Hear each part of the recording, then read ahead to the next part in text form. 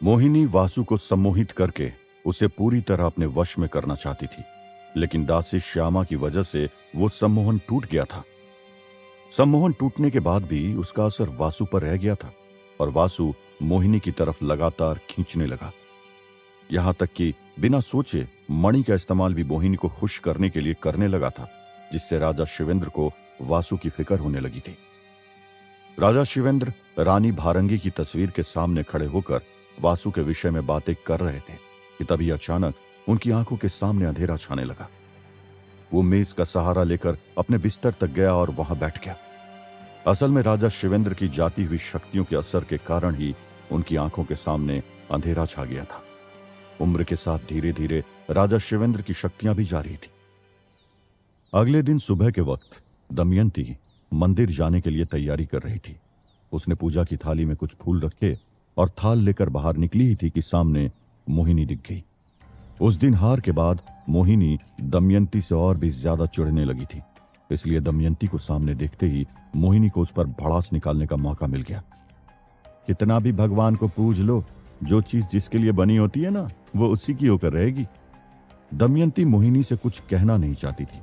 उसे पता था कि ये सब वो उसे उकसाने के लिए कर रही थी, लेकिन तभी मोहिनी ने देखा कि कुछ ही दूर पीछे से वासु आ रहा था और उसने फिर से दमयंती को उकसाते हुए कहा, कोई मुकाबला जीत जाने से ये मत समझ लेना कि तुम बहुत महान हो और सब तुम्हें आंखों पर बिठा लेंगे। तुम बस यहाँ की दासी की तरह ही हो, जिसे वासु की जरूरत पूरी करने भर के लिए रखा गया है। यह बात सुनकर दमयंती से रहा नहीं गया। वो वासु से सच्चा प्रेम करती थी और मोहिनी उसके लिए इस तरह की बातें कहे तो वो सहती भी कैसे। इसलिए दमयंती गुस्से में बोली, जुबान संभाल कर बात करो मोहिनी। मैं तुम्हारी तरह नहीं हूं कि किसी को पाने के लिए जबरदस्ती उससे बंधी रहूं। तुम जैसी चालाक लड़की हमेशा दूसरों को नीचा दिखाने की कोशिश में किस हद तक गिर सकती है, वो मैं अच्छी तरह जानती हूं। दमयंती गुस्से में मोहिनी से ये सब बातें कह रही थी कि तभी पीछे से आते हुए वासु ने ये सब सुन लिया और कहा, क्या हो रहा है यहां? वासु ने पीछे से आते हुए देखा कि मोहिनी मुंह लटकाए खड़ी थी और दमयंती उसे बुरा भला कह रही थी। कुछ नहीं, बस हम लोग यूं ही बातें कर रहे थे। तुम कब आए? मोहिनी ने जानबूझकर भोलेपन का नाटक करते हुए कहा। दमयंती को आजकल वासु के व्यवहार में आए बदलाव के बारे में खबर थी, इसलिए वो एक शब्द भी वासु से नहीं बोली। वासु ने उसकी तरफ देखा और मोहिनी को लेकर वहां से निकल गया। मोहिनी ने पीछे खड़ी दमयंती को मुस्कुरा कर देखा, जैसे कह रही हो कि वासु अब उसके कब्जे में है। रात का वक्त था। दिन भर वासु के साथ समय बिताकर मोहिनी अपने कमरे में आई और बिस्तर पर बैठकर सुस्ताने लगी।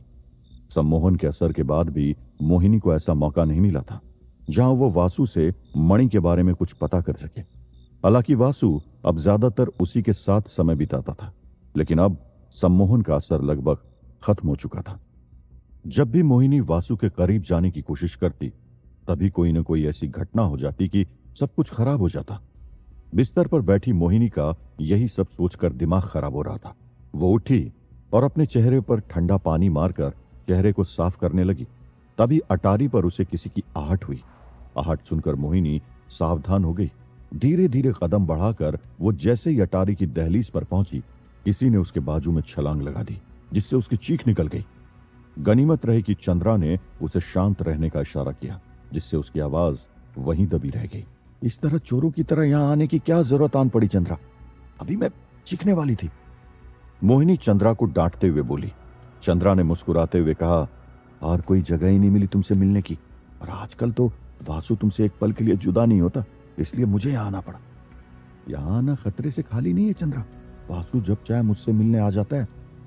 मोहिनी ने यहां वहां देखते हुए कहा, जानता हूं, लेकिन तुम्हें एक खबर देनी भी जरूरी है। चंद्रा ने मोहिनी से कहा। कौन सी खबर? मोहिनी ने उत्सुकता से पूछा। अभी कुछ दिन पहले नाग अश्विन ने मुझसे बात की है।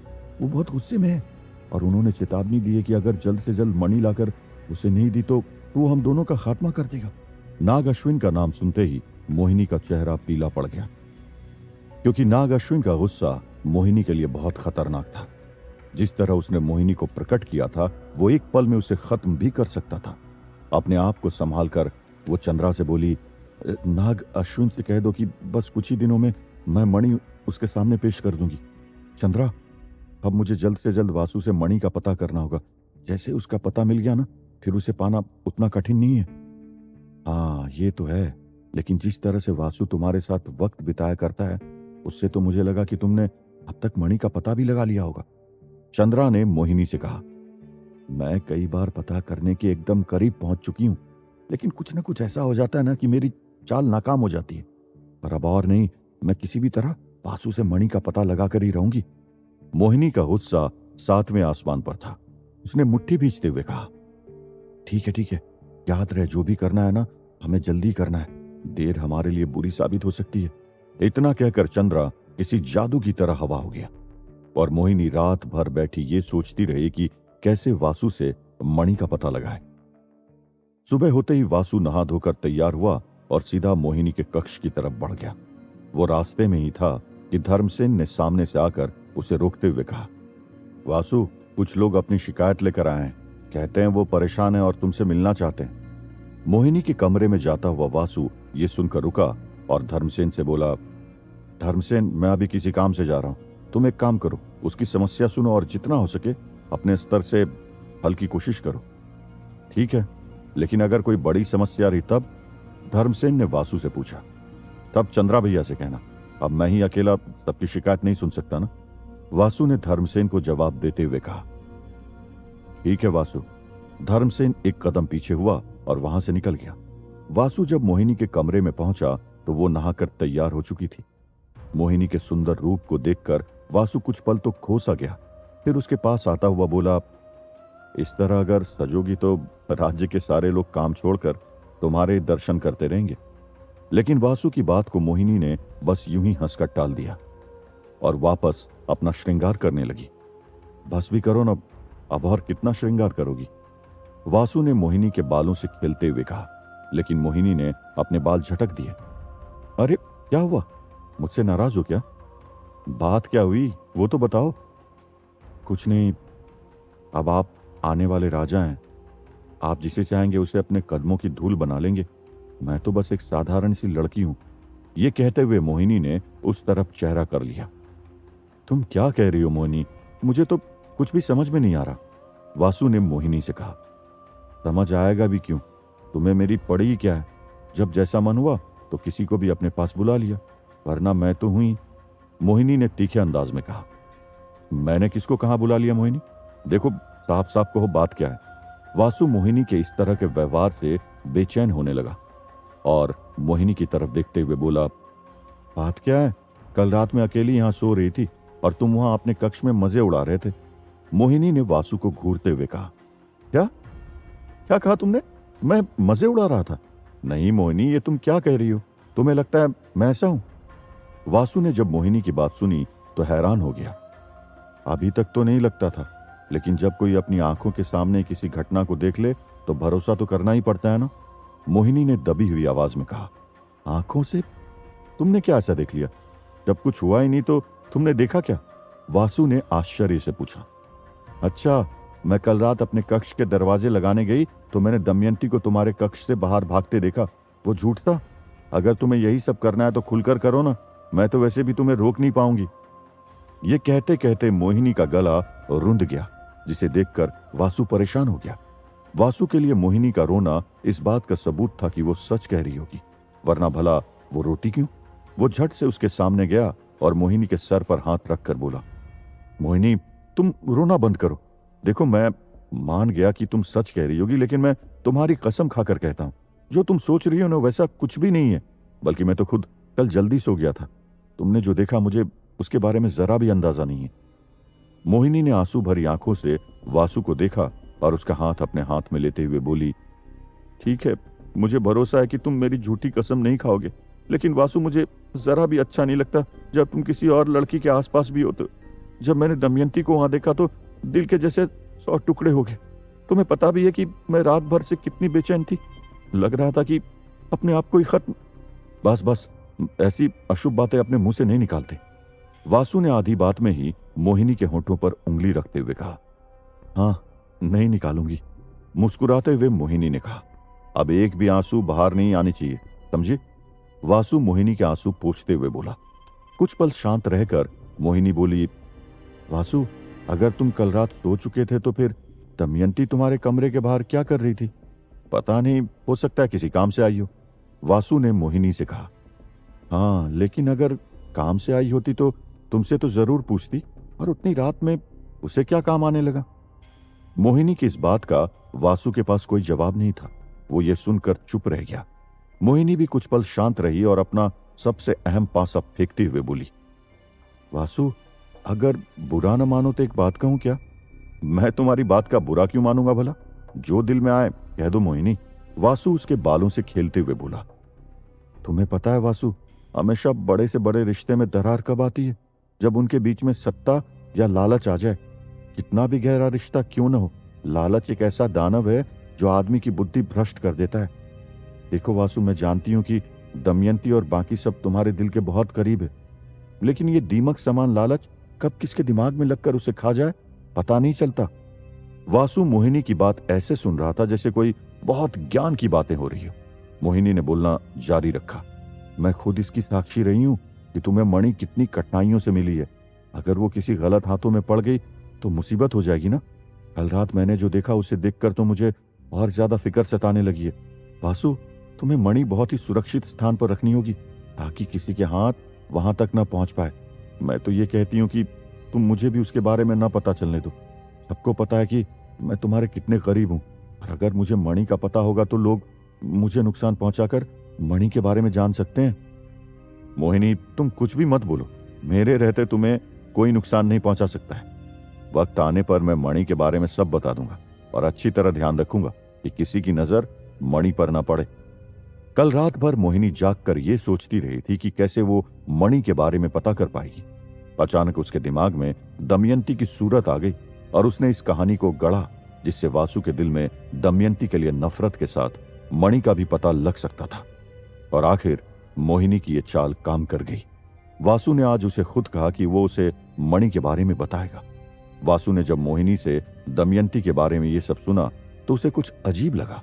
उसके दिमाग में बार बार सवाल उठ रहा था कि दमयंती इतनी रात को उसके कमरे में क्या करने आई होगी। आखिर उससे रहा न गया। वो खड़ा हुआ और दरवाजे की तरफ बढ़ने लगा। वासु को इस तरह जाते देख मोहिनी उसे रोकते हुए बोली, कहां जा रहे हो वासु? वासु ने अपने कदम रोककर मोहिनी से कहा, दमयंती से पूछने, आखिर वो कल रात चुपचाप मेरे कक्ष में क्यों आई थी? क्या होगा जब वासु दमयंती से पूछेगा कल रात की बात? क्या मोहिनी की चाल से वासु और दमयंती के बीच बढ़ जाएंगी और दूरियां? आपको क्या लगता है, क्या होंगे इन सभी सवालों के जवाब? आपके लिए इन सभी जवाबों को लेकर हाजिर होंगे हम श्रापित राजकुमार के अगले एपिसोड में, सिर्फ और सिर्फ पॉकेट एफएम पर। चंद्रा ने मोहिनी के कक्ष में पहुंचकर उसे नागअश्विन का संदेश दिया, जिसके बाद मोहिनी ने उससे कहा कि वो जल्दी ही अपनी नई चाल चलेगी। इसी के चलते मोहिनी ने वासु को दमयंती के खिलाफ झूठी कहानी सुनाकर उसे भड़काने की कोशिश की, जिसे सुनकर वासु के अंदर दमयंती के लिए सवाल उठने लगे। कहां जा रहे हो वासु? पास बैठे वासु को मोहिनी ने जब यूं जाते देखा तो पूछा, दमयंती से पूछने कि कल रात वो चुपचाप मेरे कक्ष में क्यों आई थी। वासु ने अपने कदम रोके और मोहिनी को जवाब दिया। ये सुनकर मोहिनी चौंक गई। उसे ये नहीं लगा था कि वासु पर इस बात का इतना असर होगा, क्योंकि उसने जो भी कहानी वासु को बताई थी वो सब झूठ थी। अगर अभी वासु दमयंती से ये पूछने चला जाता तो मोहिनी की सारी पोल खुल जाती। इसलिए वो तुरंत वासु को रोकते हुए बोली, तुम क्या करने जा रहे हो वासु? मैंने तुम्हें ये बात इसलिए नहीं बताई थी कि तुम जाकर दमयंती से सवाल करो। अगर उससे इस तरह पूछोगे तो उसे बुरा लगेगा ना। बुरा लगने वाली बात ही क्या है इसमें? अगर वो इतनी रात में मेरे कक्ष में आई होगी तो पूछना मेरा हक है ना। वासु को अभी भी यकीन नहीं हो रहा था कि दमयंती बिना पूछे उसके कक्ष में आ सकती थी। वासु, तुम्हारा कहना ठीक है, लेकिन मैं एक लड़की हूं, इसलिए दमयंती पर इन सवालों का क्या असर होगा मैं अच्छी तरह समझ सकती हूँ। मोहिनी को किसी भी तरह वासु को रोकना था, इसलिए उसे समझाते हुए बोली। मोहिनी की बात सुनकर वासु को जैसे होश आ गया। भले ही वो अभी दमयंती पर शक कर रहा था, लेकिन अंदर से वासु दमयंती से कुछ भी ऐसा कहना नहीं चाहता था कि उसे बुरा लगे। अब तुम अपना मन खराब मत करो वासु। देखो, कहा मैं तुमसे गुस्सा थी। और यहाँ मैं ही तुम्हें मना रही हूँ। अच्छा चलो, हम सैर करने चलते हैं, तुम्हारा मन भी अच्छा हो जाएगा। मोहिनी वासु के पास आते हुए बोली। मुझे कहीं नहीं जाना। ये कहते हुए वासु ने चेहरा उस तरफ कर लिया। चलो भी ना, ज्यादा इतराओ नहीं, देखो नहीं मानोगे तो मैं फिर से नाराज हो जाऊंगी। मोहिनी नखरे दिखाते हुए बोली। अच्छा ठीक है, लेकिन पिताजी ने कहा कि आज गुरुजी आ सकते हैं, इसलिए मुझे यहीं रहना होगा। वासु को अचानक से इस बात का ख्याल आया और वो मोहिनी से बोला। देखा जाए तो वासु का गुरुजी से मिलना भी मोहिनी के लिए खतरा ही था, इसलिए वासु जितना उनसे दूर रहता मोहिनी के लिए उतना ही अच्छा था। वो जिद करते हुए बोली, हाँ तो मैंने कब कहा कि गुरुजी से ना मिलो, हम उनके आने से पहले ही वापस आ जाएंगे, चलो ना वासु। ये कहते हुए मोहिनी ने वासु के गले में अपना हाथ डाल दिया। तुम भी ना बड़ी जिद्दी हो, जल्दी चलो वरना आने में देर होगी तो पिताजी मुझे छोड़ेंगे नहीं। वासु मोहिनी की बात नहीं टाल पाया और उसके साथ सैर करने निकल गया। जल्दी से उस चंदन के चौकी को धोकर उसे कक्ष में लेकर आओ। तुम कुछ ताजे फलों का इंतजाम करो और तुम जाकर देखो कि गुरुजी के आने में कितनी देर है। बुआ लोगों को जल्दी जल्दी सारे काम बताकर राजा शिवेंद्र के पास आई और बोली, मैंने सारी तैयारियां करवा दी है, बस अब गुरुजी के आने का इंतजार है। ठीक है, तुम जाकर वासु को इसकी खबर दे दो। मैं चाहता हूं कि गुरुजी के सामने वासु यहां रहे। राजा शिवेंद्र ने बुआ से यह कहा और वापस खुले मैदान की तरफ देखने लगे, क्योंकि आज गुरु अनंतानंद जी यहां आने वाले थे। जिस तरह हाल के दिनों में वासु का ध्यान भटक रहा था, उसी को लेकर राजा शिवेंद्र चिंतित थे और इसलिए गुरु अनंतानंद को बुलाया गया था। घने पहाड़ पर बसा एक जंगल, जहां आग उगलती चमगादड़, पेड़ के समान नाग और इसी तरह के कई भयानक जानवर गश्त लगाते थे। इन्हीं सब के बीच में एक टूटे हुए प्राचीन मंदिर के बाहर अनंतानंद ने अपने कई दिनों से चल रहे यज्ञ में अंतिम आहुति दी। आहुति देते ही तेज आग भड़की, जिससे आसपास के जानवर वहां से डरकर भाग गए। अनंतानंद ने यज्ञ की लौ को शक्ति से हवा में उठाकर उस प्राचीन मंदिर के द्वार पर रखा और उसे प्रणाम करके वहां से गायब हो गए। इंद्रपुरम के महल के बाहर एक रथ आकर रुका। गुरु अनंतानंद उसमें से उतरे और महल में प्रवेश करने के लिए कदम रखा ही था कि तभी उन्हें कुछ महसूस हुआ, लेकिन एक पल रुककर वो अंदर निकल गए। आइए गुरुजी, स्थान ग्रहण कीजिए। गुरु के आते ही राजा शिवेंद्र ने पैर छूकर उन्हें आसन पर बिठाया। अपने आसन पर बैठते ही गुरुजी की आंखें मानो किसी को ढूंढने लगी और वो बोले, वासु कहाँ है? गुरुजी के मुंह से ये सुनते ही राजा शिवेंद्र बुआ से बोले, मैंने कहा था ना कि वासु को बुला लाओ, कहाँ है वो?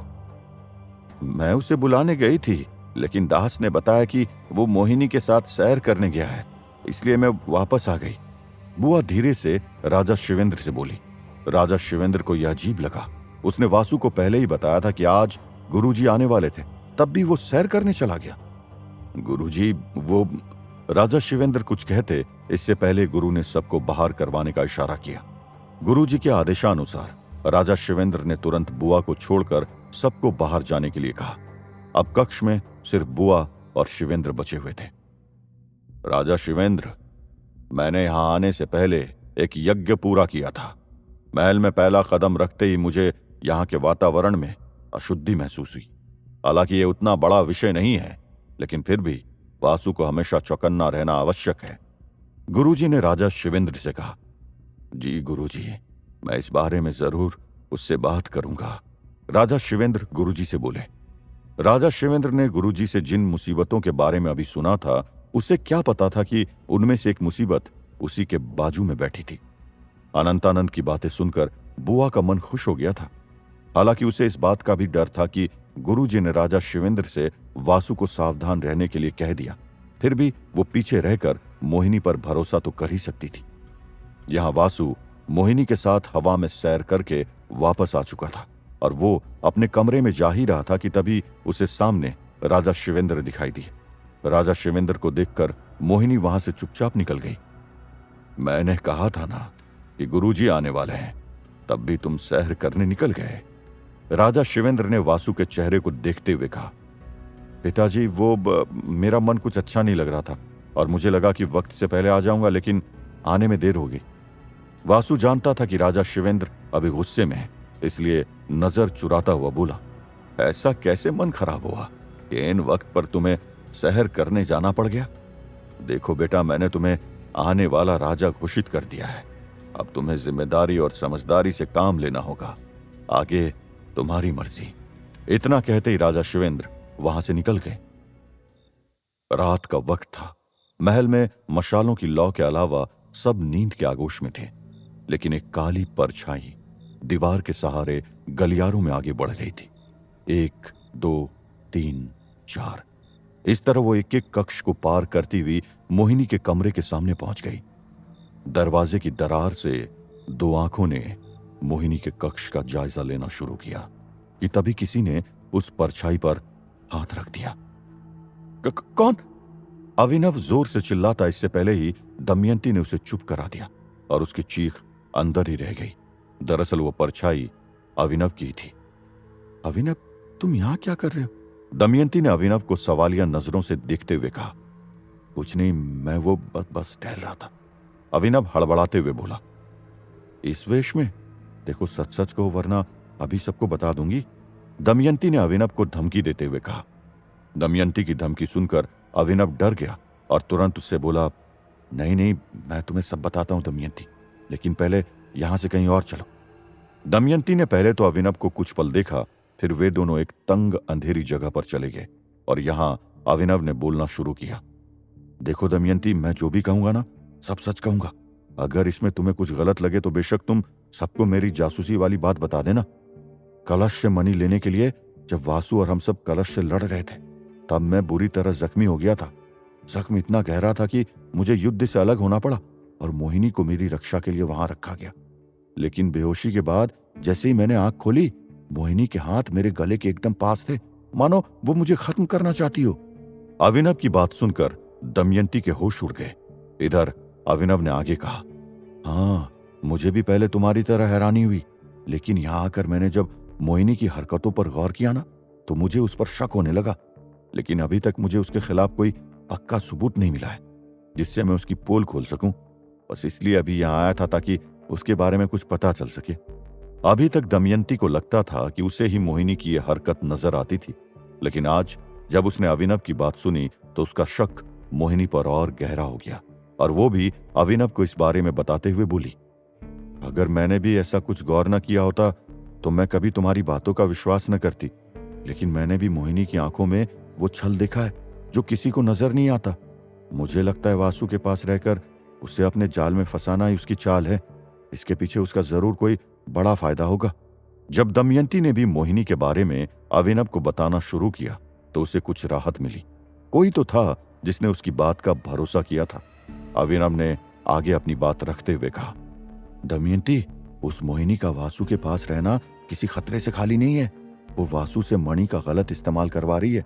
मैंने एक बार वासु को रोकने की कोशिश की थी, लेकिन वासु मोहिनी के वश में ऐसा आ गया है कि उसने मुझे ही डांट दिया। यहां तक कि आज जब गुरुजी यहां आने वाले थे तब भी वो वासु को सैर कराने लगी। मुझे तो यह भी लगता है कि वो मुझसे और खासकर तुमसे बहुत चिढ़ती है, क्योंकि मैं उस पर शक करता हूं और तुम वासु के इतने करीब हो। वासु को समझाने से कोई फायदा नहीं, लेकिन हमें इस मोहिनी पर नजर रखनी होगी। वो जरूर कुछ न कुछ ऐसा करेगी जिससे हम उसे गलत साबित कर सके। दमयंती को वासु की चिंता होने लगी थी। उसे लग रहा था कि वो मोहिनी किसी काले साए की तरह उसके पीछे लगी थी। उसे हटाना बहुत जरूरी था, इसलिए वो अभिनव को समझाते हुए बोली, ठीक है, मैं इस बात का। अभिनव अभी अपनी बात पूरी करता उससे पहले ही सामने से आवाज आई, कौन है वहां? यह आवाज असल में बुआ की थी, जो न जाने किस काम से यहां आ पहुंची थी। यह आवाज सुनकर दमयंती और अभिनव घबरा गए। यहां बुआ के कदम धीरे धीरे आगे बढ़ रहे थे। दमयंती और अभिनव को कुछ समझ नहीं आ रहा था कि वो क्या करे। अचानक अभिनव की नजर अपने काले चादर पर पड़ी। उसने चादर की गेंद बनाई और दूसरे रास्ते पर फेंक दी। सामने से आते बुआ के पैर अचानक रुक गए और जहां से आवाज आई थी बुआ उस तरफ मुड़ गई। मौका देखते ही अभिनव दमयंती वहां से भाग निकले, लेकिन बुआ भी इतनी आसानी से किसी का पीछा कैसे छोड़ देती। वो कदमों की आवाज सुनकर तुरंत मुड़ गई और दमयंती और अभिनव के पीछे दौड़ लगा दी। ए रुको, मैं कहती हूं रुक जाओ। दमयंती और अभिनव को पहले तो ये लगा कि वो बच गए, लेकिन बुआ को अपने पीछे आता देख वो हैरान रह गए। जल्दी से सामने रखे बक्सों के पास चलो। अभिनव ने भागते हुए दमयंती को सामने की तरफ इशारा किया, जहां बहुत सारे बक्से रखे हुए थे। यहां बुआ भागती हुई इसी तरफ आई और देखा वहां कोई नहीं है। अचानक वो सामने के बक्सों के पास आई और सारे डब्बे खोलना शुरू कर दी। दमयंती जिस डब्बे में बैठी थी, बुआ का हाथ उसके ढक्कन पर आ गया। तभी आवाज आई जिसे बुआ चौंक गई। मां! रोता हुआ हीरा अपने मां को ढूंढता हुआ यहां पहुंच गया था। बुआ उसे देखते ही उसके पास निकल गई। क्या हुआ? तुझे कहा था ना कि अंदर ही रहना, मैं ला रही हूं खीर, चल अब। बुआ हीरा का हाथ पकड़कर वहां से ले गई। यहां दमयंती और अभिनव को लगा कि उनका रास्ता अब साफ हो चुका है, इसलिए जैसे ही बुआ कुछ आगे पहुंची, उन दोनों ने निकलकर भागना शुरू कर दिया। अचानक आहट आने से जब बुआ ने पीछे मुड़कर देखा तो उन्हें दो लोग भागते नजर आए। बुआ उन्हें चिल्लाने ही वाली थी कि तभी उन्हें दमयंती की शक्ल दिख गई और बुआ ने अपनी आवाज को अंदर ही दबा लिया और खुद से बोली, अच्छा तो ये दमयंती थी, रात में यूं गुल खिला रही हो दमयंती। अब देखना वासु को कैसे तेरे खिलाफ भड़काती हूं। क्या दमयंती और अभिनव कर पाएंगे मोहिनी का पर्दाफाश? क्या होगा जब बुआ भी भड़काएगी वासु को दमयंती के खिलाफ? आपको क्या लगता है, क्या होंगे इन सभी सवालों के जवाब? आपके लिए इन सभी जवाबों को लेकर हाजिर होंगे हम श्रापित राजकुमार के अगले एपिसोड में, सिर्फ और सिर्फ पॉकेट एफएम पर।